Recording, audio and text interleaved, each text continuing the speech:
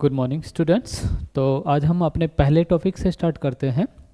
JEE mains का पहला topic है सेट्स, रिलेशंस एंड फंक्शंस। ठीक है, 3 टॉपिक है बेसिकली, सेट, रिलेशंस और फंक्शंस। ठीक है, जो सेट थ्योरी है वो पूरा का पूरा आपके 11th के सिलेबस में है।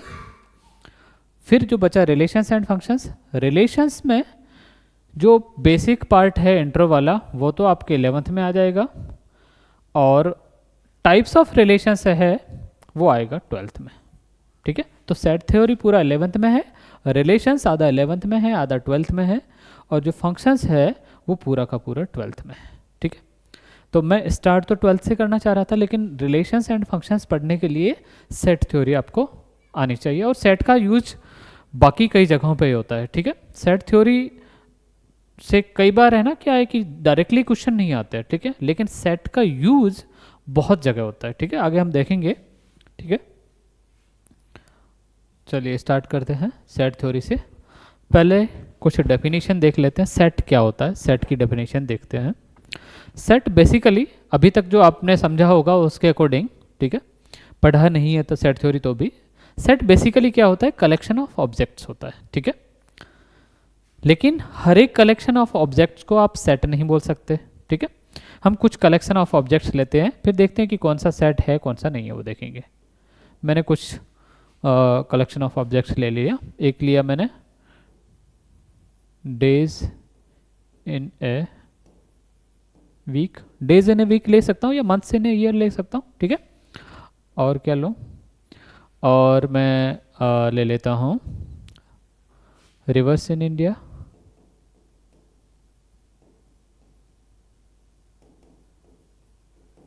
ठीक है, एक दो और एग्जांपल लेते हैं। ठीक है, फिर हम अच्छे से समझ पाएंगे कि सेट क्या होता है। ठीक है, नेक्स्ट मैं लेता हूं कि top three actors in Bollywood, right. ठीक है, एक दो और लेते हैं, top 3 books in mathematics, right, और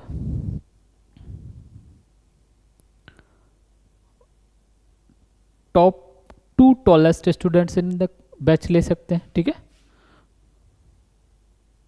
नहीं, टॉप 2 में तो फिर हो जाएगा, मैं all the tall students in the class ले लेता हूँ। ठीक है, all the tall students in the class. ठीक है, ठीक है, हम कैसे डिफ्रेंशिएट करेंगे देखना।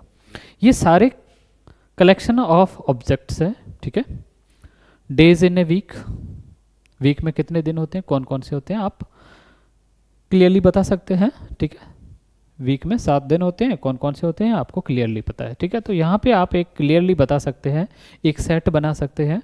ठीक है, या जो कलेक्शन ऑफ ऑब्जेक्ट दिया हुआ है इसमें क्या क्या चीज़ें आती है वो आप क्लियरली बता सकते हैं। ठीक है, Sunday Monday Tuesday Wednesday Thursday Friday Saturday 7 चीज़ें आती है इसमें, इस कलेक्शन में क्लियरली बता सकते हैं। नेक्स्ट आइए रिवर्स इन इंडिया। ठीक है, भारत में कितनी नदियाँ हैं। ठीक है, आपने ज्योग्राफी पढ़ा होगा, ठीक से पता होगा। ठीक है, नहीं भी पढ़ा है तो आप इंटरनेट पे देख के बता सकते हैं इंडिया में कौन सी नदियाँ हैं। ठीक है, या फिर किसी पर्टिकुलर नदी की मैं बात करूं तो आप देख के बता सकते हैं कि ये इंडिया में है या नहीं है। ठीक है, 2 चीज़ें हैं, पहला था उस कलेक्शन में कौन कौन से ऑब्जेक्ट्स हैं ये आपको पता होना चाहिए। दूसरा, अगर मैं किसी पर्टिकुलर ऑब्जेक्ट की बात करूं तो आपको पता होना चाहिए कि वो उस कलेक्शन में है या नहीं है, तभी वो सेट बनेगा। ठीक है, थर्ड पे आइए, टॉप 3 एक्टर्स इन बॉलीवुड। अब यहाँ पे देखिए, अगर मैं इस बैच में जितने बच्चे हैं सबसे बोलूं कि आप ये कलेक्शन बनाइए, टॉप 3 एक्टर्स इन बॉलीवुड, क्या सबके लिए ये सेम होगा क्या, जबकि फर्स्ट और सेकंड के लिए सबके लिए सेम होगा। डेज ऑफ वीक चेंज नहीं कर सकते ना, सबके लिए वही रहेंगे। रिवर्स इन इंडिया सबके लिए वही रहेगा। ठीक है, टॉप 3 एक्टर्स इन बॉलीवुड अगर मैं लिखने को बोलूं इस कलेक्शन को, क्या ये सबके लिए सेम रहेगा क्या, नहीं, सबका टॉप का या अच्छा एक्टर होने का पैमाना अलग है। ठीक है। मेरे लिए मुझे कोई और अच्छा एक्टर लग रहा होगा और आपको कोई और अच्छा एक्टर लग रहा होगा, ठीक है। तो ये सब के लिए सेम नहीं आएगा, ठीक है। और किसी पर्टिकुलर एक्टर की अगर मैं बात करूं, ठीक है, कोई तो बोलेगा कि वो टॉप 3 में आता है, कोई बोलेगा नहीं आता है, ठीक है। तो आप श्योर नहीं है ना, सारे लोग एक मत नहीं है ना कि इस कलेक्शन में टॉप 3 कौन कौन से आएंगे, है ना, एक मत नहीं हो सकते आप, ठीक है। तो ये थोड़ा सा वेग हो गया इस तरह से, तो फिर है ना, आप डिफाइन नहीं कर पा रहे हैं ना, क्लियरली डिफाइन नहीं कर पा रहे हैं कि टॉप 3 एक्टर्स कौन से होंगे। टॉप 3 बुक्स इन मैथमेटिक्स देख लीजिए। अब मैथ्स में आपने जो बुक्स पढ़ी है उनमें जो अच्छी लगेगी आप वो उठाएंगे, ठीक है। मैंने सपोज किसी और लैंग्वेज में पढ़ी हो, ठीक है, और मुझे वो उनमें से कोई और अच्छी लग रही हो, ठीक है, तो यहाँ पे भी अगेन वही चीज़ है जो थर्ड में थी, है ना। Top 3 books percent two percent differ करेगी, है ना। तो यहाँ पे भी आप क्लियरली डिफाइन नहीं कर सकते कि इस कलेक्शन में कितने ऑब्जेक्ट्स हैं, कौन कौन से, ठीक है। कितने तो 3 हो जाएंगे क्योंकि दे रखा है कि 3 बुक्स, ठीक है, तो 3 हो जाएंगे, लेकिन कौन कौन से होंगे again percent two percent differ करेगा। 5th पे आइए, all the tall students in the class. अब यहाँ पे देखिए आप टॉल कैसे डिफाइन करेंगे, है ना। अगर कोई 6 फीट का है उसको टॉल बोलेंगे, 5.5 फुट का है उसको टॉल बोलेंगे, 5 फीट का है उसको टॉल बोलेंगे। टॉल कैसे डिफाइन करेंगे, आप किस हाइट से ऊपर के टॉल मानेंगे, है ना। तो वो आपको दिया हुआ नहीं है ना कि इस हाइट से आपको ज़्यादा लेने हैं, तब तो ये सेट बन जाता। अगर इसमें ये होता कि 5.5 फीट से ज़्यादा हाइट के जो स्टूडेंट्स हैं वो, तब आप क्लियरली बता सकते थे। किसी का भी क्या बोलते हैं, किसी भी स्टूडेंट को मेजर करके आप उसकी हाइट बता सकते हैं। अगर वो 5.5 फीट से ज़्यादा है तो इस कलेक्शन में आ जाएगा, नहीं है तो नहीं आएगा, ठीक है। तो आप श्योरिटी से बता सकते हैं अगर ये ऐसा होता कि 5.5 फीट से सारे ज़्यादा वाले, ठीक है। बट यहाँ पे लिखा हुआ है all the tall students. Tall के केस में फिर आप नहीं डिफाइन कर पाएंगे ना कि टॉल कितने फिट को मानेंगे, ठीक है। तो ये भी अगेन वेग हो जाएगा। तो ये 3 नहीं बनेंगे सेट, जबकि ये 2 सेट बनेंगे। फर्स्ट एंड सेकंड सेट होगा, थर्ड फोर्थ फिफ्थ सेट नहीं बनेगा, जबकि ये पांचों के पांचों कलेक्शन ऑफ ऑब्जेक्ट्स है, ठीक है। तो इसमें एक चीज और जुड़ रही है, वो प्रॉपर्टी है, ठीक है, कि सेट कलेक्शन ऑफ ऑब्जेक्ट जो है वो क्या होना चाहिए, वेल डिफाइंड होना चाहिए। Well defined collection of objects, ठीक है। अब ये कलेक्शन ऑफ ऑब्जेक्ट सेट बन जाएगा। क्या होना चाहिए, वेल डिफाइंड प्रॉपर्टी होनी चाहिए। वेल डिफाइंड में 2 चीजें आएगी कि आप उस कलेक्शन ऑफ ऑब्जेक्ट्स में कौन से ऑब्जेक्ट्स आते हैं ये क्लियरली बता पाओ। दूसरी चीज, किसी भी ऑब्जेक्ट की अगर मैं बात करूं तो आप क्लियरली बता पाओ कि ये उस कलेक्शन से बिलोंग करता है या नहीं करता है, ठीक है। तो ये हुई बेसिक डेफिनेशन सेट की। अब आगे बढ़ते हैं। सेट और सीक्वेंस में क्या फर्क होता है। आपने सेट अभी थोड़ा बेसिक डेफिनेशन देख ली। सीक्वेंस अगर आपने पढ़ा है तो भी ठीक है, नहीं पढ़ा है तो भी ठीक है, मैं बता देता हूँ। सीक्वेंस क्या होता है कि अगर कुछ लोगों को लाइन में खड़ा कर दिया, एक सीक्वेंस बना दिया, ठीक है। कुछ नंबर होते हैं या कुछ और ऑब्जेक्ट्स हो सकते हैं, कुछ लेटर्स हो सकते हैं, ठीक है। एक सीक्वेंस में होना चाहिए। सीक्वेंस का मतलब होता है ऑर्डर, ठीक है। सीक्वेंस का मतलब होता है ऑर्डर, समझ गए। सीक्वेंस का मतलब है ऑर्डर। तो ऑर्डर आप चेंज नहीं कर सकते। अगर आपने ऑर्डर चेंज कर दिया तो फिर वो दूसरा सीक्वेंस बन जाएगा। जैसे मैंने ये ले लिया 1 2 1 3 4 5 7 9 2 5 6, ठीक है, इस तरह से चलता जाएगा, ठीक है। अब ये एक सीक्वेंस बन गया है, ठीक है। ये ऑर्डर है, इसका फिक्स रखोगे तब ये एक सीक्वेंस रहेगा, ठीक है। अगर आपने चेंज कर लिया किसी का ऑर्डर, जैसे 3 4 को 4 3 कर दिया, तो ये दूसरा सीक्वेंस बन जाएगा, ठीक है। फिर सीक्वेंस अलग हो जाएगा, ठीक है। तो अब मैं बता देता हूं कि सीक्वेंस और सेट में क्या फर्क है। तो सीक्वेंस नाम से ही क्लियर है कि यहां पे ऑर्डर मैटर करेगा, ठीक है। This is set, this is sequence. तो पहला बात है जो वो है ऑर्डर की। सेट में ऑर्डर नहीं मैटर करेगा। कैसे, अगर मैंने एक सेट ले लिया, सेट को कैसे लिखते हैं अभी मैं ऐसे ही लिख रहा हूं, मैं नेक्स्ट स्लाइड में आपको समझा दूंगा कि कैसे लिखा जाता है सेट को। इसमें ये एलिमेंट्स है 1 2 3, ठीक है। अगर मैंने आपको थोड़ी देर पहले बोला कि डेज इन ए वीक, आप क्या बताओगे? वीक में जो दिन है वो बताओगे, ठीक है। आपको मैंने ये नहीं बोला कि आप इस डे से स्टार्ट करके इस डे पे जाइए, आप किसी भी डे से स्टार्ट कर सकते हैं, आप किसी भी क्रम में लिख सकते हैं, है ना। ऐसे ही कोई भी कलेक्शन ऑफ ऑब्जेक्ट्स है जो सेट बन रहा है, उसमें जो ऑब्जेक्ट्स हैं किसी को भी आगे पीछे करोगे तो भी कलेक्शन तो वही रहेगा ना, ठीक है। तो इसका मतलब सेट में ऑर्डर मैटर नहीं करता है, जबकि सीक्वेंस में ऑर्डर मैटर करता है, एक चीज, ठीक है। तो अगर इसमें कोई भी दो मैं आगे पीछे कर देता हूं तब भी ये सेट वही रहेगा, कोई भी दो एलिमेंट्स को मैंने ऑर्डर चेंज कर दिया तब भी सेट यही रहेगा, ठीक है। दोनों सेट इक्वल है, एक चीज। दूसरा, अभी आपने देखा कि सीक्वेंस में कुछ चीजें वापस रिपीट हो रही थी, ठीक है। तो रिपीटिशन की मैं अगर बात करूं,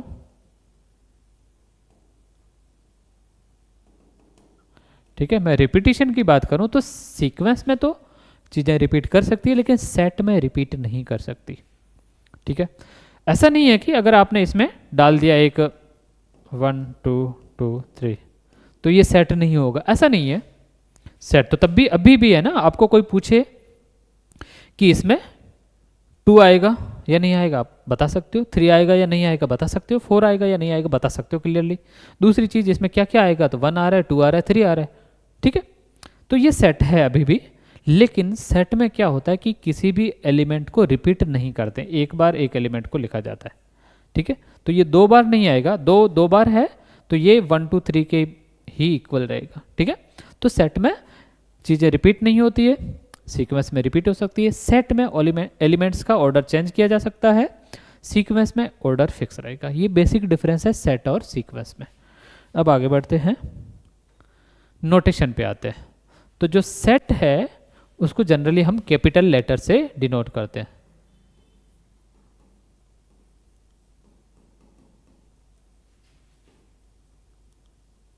ठीक है। और सेट का जो एलिमेंट है ना उसको जनरली स्मॉल लेटर से डिनोट करते हैं। कैसे? एग्जांपल में लो तो ऐसे लिख सकते हैं, जैसे मैंने एक सेट लिया और इस तरह से सेट को लिखा जाता है कर्ली ब्रेसेस में, ठीक है। कर्ली ब्रेसेस में होना चाहिए और जो ऑब्जेक्ट्स हैं सेट के वो कोमा से सेपरेटेड होना चाहिए, ठीक है। अब सेट के ऑब्जेक्ट कुछ भी हो सकते हैं ना, रिवर्स हो सकती है, डेज हो सकते हैं, नंबर्स हो सकते हैं, लेटर्स हो सकते हैं, कुछ भी हो सकता है। यहाँ पे अगर मैं सारे लेटर्स लिए हैं तो जरूरी नहीं है कि सारे लेटर ही हो, 1 A 2 B 3 C ऐसा भी कुछ बना सकते हो, कोई दिक्कत नहीं है, ठीक है। तो कर्ली ब्रेसेस में बंद होना चाहिए, ठीक है, जो ऑब्जेक्ट्स हैं या एलिमेंट्स हैं उस सेट में, और अंदर ये कॉमा से सेपरेटेड होना चाहिए, ठीक है। तो इस तरह से सेट को लिखा जाता है। तो सेट के जो एलिमेंट है ना उनको जनरली स्मॉल लेटर से लिखा जाएगा और सेट का नाम जनरली कैपिटल लेटर से दिया जाएगा, ठीक है। अब आता है रिप्रेजेंटेशन ऑफ ए सेट, ठीक है। सेट को कैसे तरीके से, ये एक तरीका है रिप्रेजेंट करने का, और भी तरीके होते हैं रिप्रेजेंट करने के। तो मैं 2 तरीके बताता हूँ आपको सेट को रिप्रेजेंट करने के। एक है टेबुलर फॉर्म,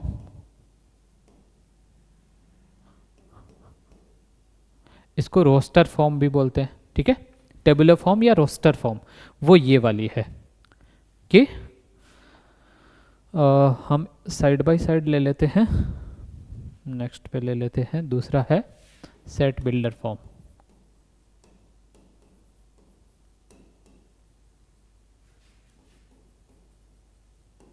ठीक है।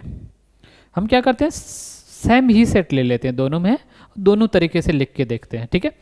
टेबुलर फॉर्म में मैंने एक सेट लिया, सेट ऑफ वॉवल्स, ठीक है, उसको मैंने S1 बोल दिया। सेट ऑफ वॉवल्स है तो A E I O U ऐसा होगा, ठीक है। एक सेट और ले लिया,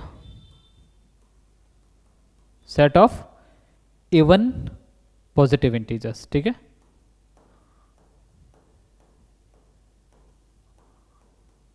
इस तरह से चलता जाएगा, है ना। और क्या ले सकते हैं, एक सेट और ले लेते हैं। एक सेट मैंने ले लिया,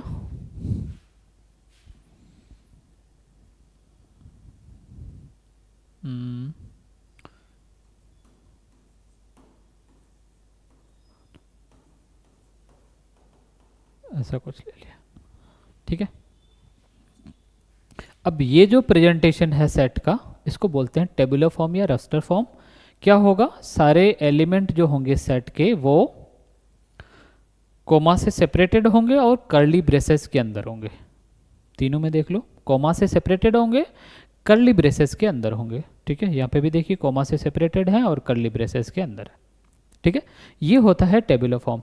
अब जो अगला है वो है roster form, sorry set builder form. Tabular form को ही रोस्टर फॉर्म बोलते हैं।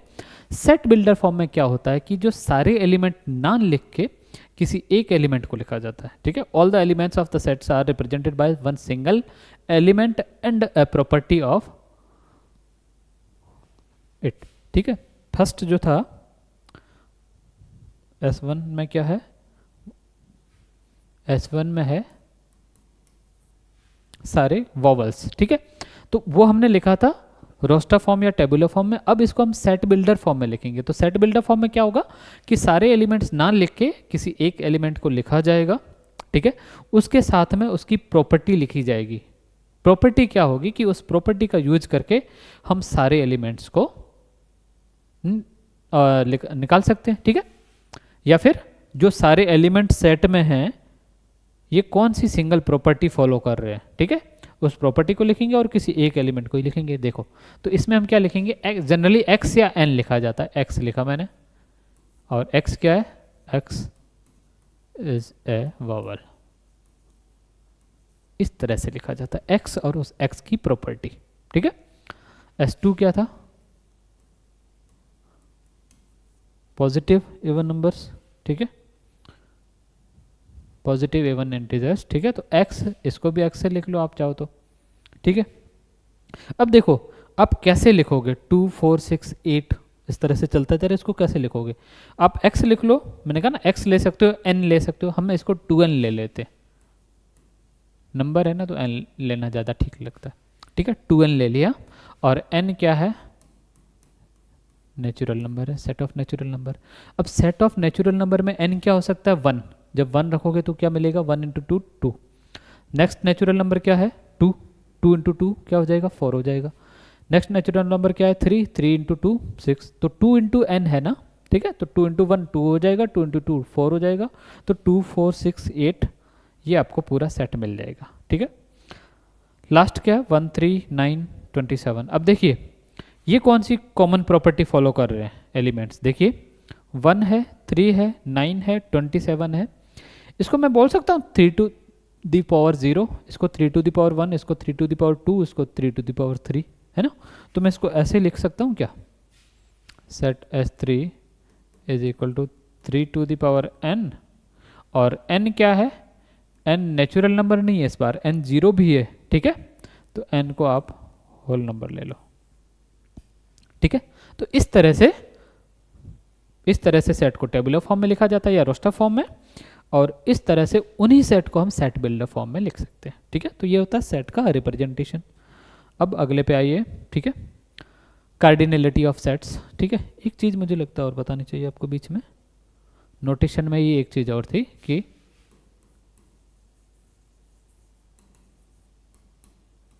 कोई भी एलिमेंट है ना, जैसे मैंने सेट ये ले लिया A, इसमें मैंने ये ले लिए A, ठीक है। अब कोई एलिमेंट अगर इस सेट में है, जैसे E है, A है, I है, O है, U है, तो मैंने E ले लिया, तो E इस सेट के अंदर है तो इसको ऐसे लिखा जाता है A E belong to A। अगर कोई एलिमेंट इस सेट के अंदर नहीं है तो कैसे लिखा जाएगा, जैसे B है, अब B इसमें नहीं है तो इसको ऐसे करके ऐसे लिखा जाएगा, does not belong to A, E belong to A and B does not belong to A, ठीक है। आगे आइए, अब कार्डिनलिटी की बात करते हैं। कार्डिनलिटी क्या होता है, number of elements in a set. Again पहले मैंने आपसे बात की थी थोड़ी देर पहले कि कई बार लिखने में एक एलिमेंट को एक से ज़्यादा बार भी लिखा जा सकता है। तो कॉशियसली हम क्या करेंगे इसमें कि number of different elements in a set, number of different elements या ऑब्जेक्ट्स इन ए सेट, इसको कार्डिनलिटी बोलते हैं। और इसको डिनोट कैसे करते हैं, या इसका नोटेशन क्या है, इसका नोटेशन ये है n ऑफ a, ठीक है, number of elements in a, और ऐसे भी लिखा जाता है, ठीक है। तो हम इसमें लिख सकते हैं ना, जो पहले वाले जो हमारे पास सेट थे उसमें आप लिख सकते हो, ठीक है, क्या कार्डिनलिटी है, ठीक है। अब देखिए फाइनाइट एंड इनफाइनाइट सेट को। अब अगर A में नंबर ऑफ एलिमेंट्स फाइनाइट है, ठीक है, तो उसको बोलेंगे फाइनाइट सेट, A को बोलेंगे फाइनाइट सेट, ठीक है। और A में नंबर ऑफ एलिमेंट्स इनफाइनाइट है तो उसको बोलेंगे इनफाइनाइट सेट। इस पे आइए वापस, ये देखिए इसमें एलिमेंट्स कितने हैं, 5 है, तो n ऑफ S1 कितना हो जाएगा, 5, ठीक है। इसमें एलिमेंट्स कितने हैं, देखिए इनफाइनाइट है, इसमें एलिमेंट्स कितने हैं, इनफाइनाइट है, तो ये दोनों इनफाइनाइट सेट है, और ये S1 जो है वो फाइनाइट सेट है, ठीक है। तो क्लियर होना चाहिए यहाँ तक। S1 फाइनाइट सेट था, S2 S3 इनफाइनाइट सेट थे, तो नंबर ऑफ एलिमेंट से डिपेंड करेगा, ठीक है। इफ नंबर ऑफ एलिमेंट्स या नंबर ऑफ डिफरेंट एलिमेंट्स, ठीक है, तो ये डिफरेंट वाला आपको ध्यान रखना है ना, number of different elements in A set is finite, तो सेट क्या हो जाएगा, फाइनाइट सेट हो जाएगा, ठीक है। अदरवाइज क्या हो जाएगा, इनफाइनाइट सेट हो जाएगा, ठीक है। उसके बाद है नल सेट, सिंगल सेट। अगर सेट में कोई भी एलिमेंट नहीं है ना तो उसको बोलते हैं नल सेट, ठीक है। नल सेट, इसको वॉइड सेट भी बोलते हैं, इसको एम्प्टी सेट भी बोलते हैं, ठीक है। कैसे लिखा जाता है, अगर कोई सेट है इसमें कोई भी एलिमेंट नहीं है तो ऐसे लिख दोगे, ठीक है, कर्ली ब्रेसेस लगा दोगे लेकिन अंदर कुछ भी नहीं है, इसको ऐसे भी लिखा जाता है फाई से, फाई मतलब नल सेट। और नेक्स्ट जो वर्ड है वो है सिंगलटन सेट। सिंगलटन सेट कब बोलोगे सेट को, कि अगर उसमें एक ही एलिमेंट है, तो अगर कोई भी एलिमेंट नहीं है तो उसको एम्प्टी सेट बोलेंगे या वॉइड सेट बोलेंगे या नल सेट बोलेंगे। अगर उसमें एक ही एलिमेंट है तो उस सेट को बोलेंगे सिंगलटन सेट, ठीक है, सिंगलटन सेट, ठीक है। यहाँ तक क्लियर होना चाहिए। आगे बढ़ते हैं। अब कुछ कॉमनली यूज्ड सेट्स हैं वो देख लेते हैं। आपने सेट ऑफ नेचुरल नंबर पढ़ा होगा, ठीक है। सेट ऑफ नेचुरल नंबर क्या होता है,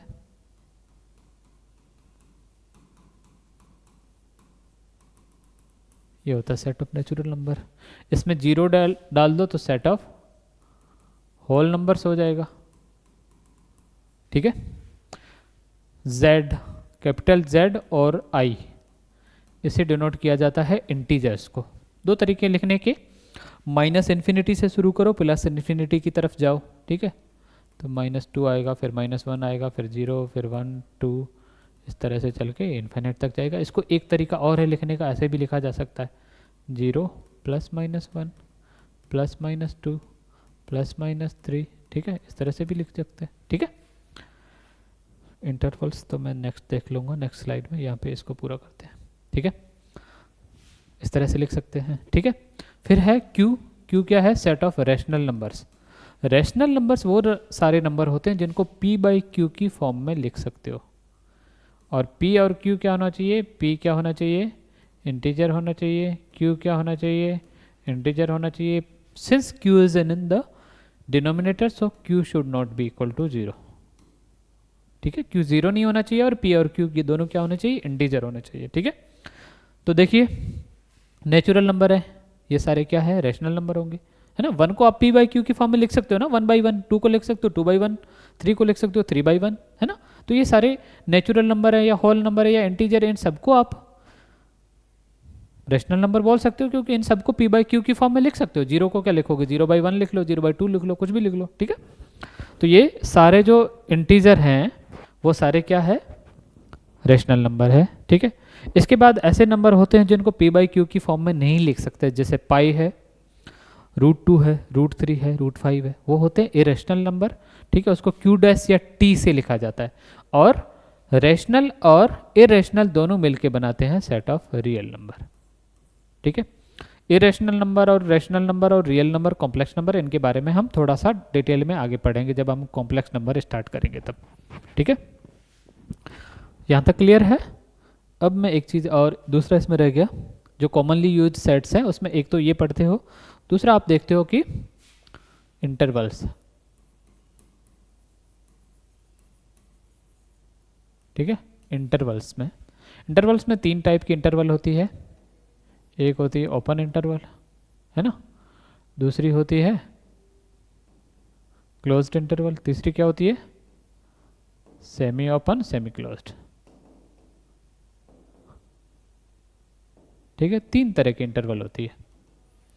तो ये इंटरवल को आप कैसे सेट के फॉर्म में लिखोगे? देखो, एक ओपन इंटरवल है ए टू बी। ओपन इंटरवल में क्या होता है कि ओपन ब्रैकेट लगता है या स्मॉल ब्रैकेट लिखता है ना। इसका मतलब है कि ए और बी के बीच के सारे नंबर्स, ठीक है, ए और बी के बीच के सारे रियल नंबर्स। ठीक है, तो मैं इसको ऐसे लिख सकता हूँ सेट के फॉर्म में, x such that x is greater then a and x is less than b। ठीक है, ऐसे लिख सकता हूँ। ठीक है, तो ये हो जाएगी ओपन इंटरवल। क्लोज्ड इंटरवल कैसे हो जाएगी? इस तरह से। इसमें क्या हो जाएगा कि a और b के बीच के तो सारे एलिमेंट्स आएंगे ही आएंगे, a और b भी इंक्लूड होंगे क्योंकि इन पे क्लोज ब्रैकेट है।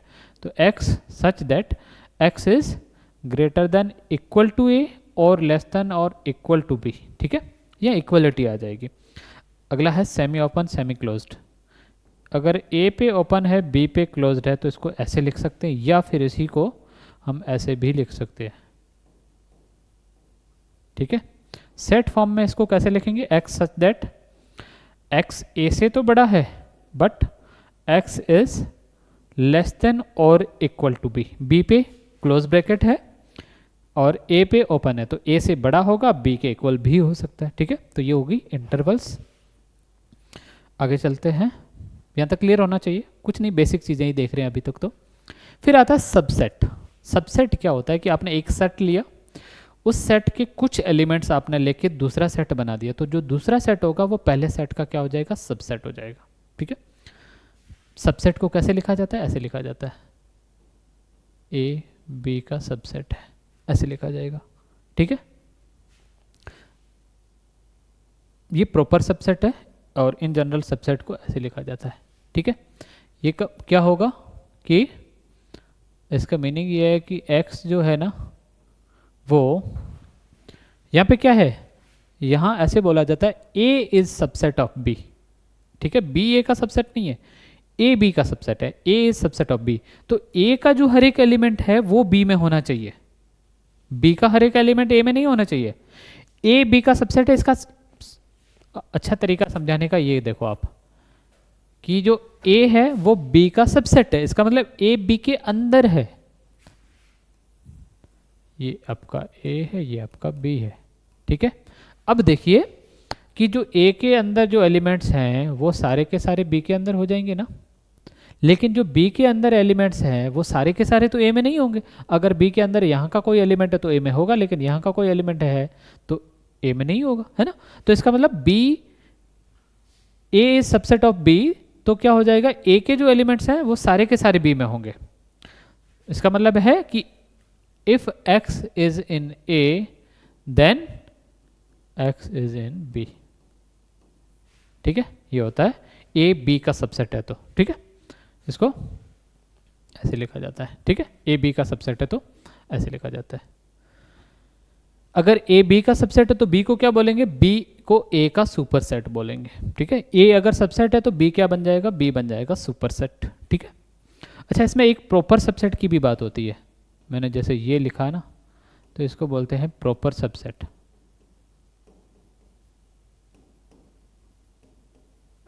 क्या होता है प्रॉपर और इम्प्रॉपर क्या होता है? ठीक है, अगर C में जो एलिमेंट्स हैं वो सारे के सारे B में हैं तो C B का D ले लेता हूँ ना, कन्फ्यूजन नहीं हो। C के में जो एलिमेंट्स हैं वो सारे के सारे अगर D में है तो C क्या हो जाएगा? C D का सबसेट हो जाएगा, है ना। लेकिन C खाली नहीं होना चाहिए और C D के बराबर नहीं होना चाहिए, तब C जो बनेगा वो बनेगा प्रॉपर सबसेट। ठीक है, प्रॉपर सबसेट कब होगा? प्रॉपर सबसेट में C क्या होना चाहिए? खाली नहीं होना चाहिए और C डी के बराबर नहीं होना चाहिए। अगर खाली है या बराबर है, सी डी के बराबर है, या फिर सी एम्प्टी सेट है, तब भी सबसेट हो सकता है सी डी का, लेकिन तब फिर प्रॉपर सबसेट नहीं होगा, वो इसको बोलते हैं इम्प्रॉपर सबसेट। ठीक है, मतलब कि इस तरह की कंडीशन है, इसको बोलते हैं प्रॉपर सबसेट, है ना। इम्प्रॉपर सबसेट में कि जैसे आपने फाइल लिया, नल सेट लिया, ठीक है, तो मैं सुपर सेट तो बता दिया, तो मैं इसको छोड़ देता हूँ। अगर ए बी का सबसेट है तो बी ए का सुपर सेट है। ठीक है, अब इंपॉर्टेंट जो पॉइंट्स है इसमें कुछ मैं आपको बता देता हूँ कि जो एक है, जो फाई है ना, वो सबसेट होता है हर एक सेट का। So phi is a subset of every set.